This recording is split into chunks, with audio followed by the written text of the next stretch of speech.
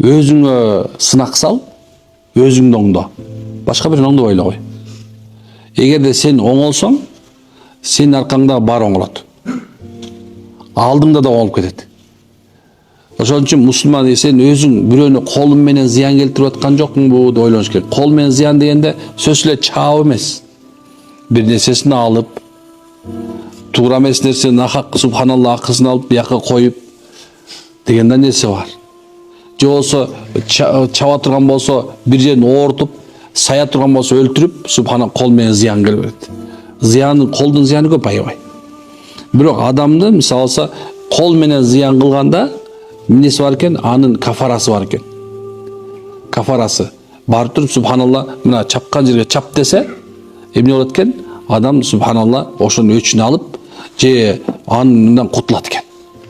Бирок тили менен зыян келтирип алган болсо, андан кафара алыш оор экен. Кээ алымдар айтат, эгерде бирөөнү бирөө ушактады дейт.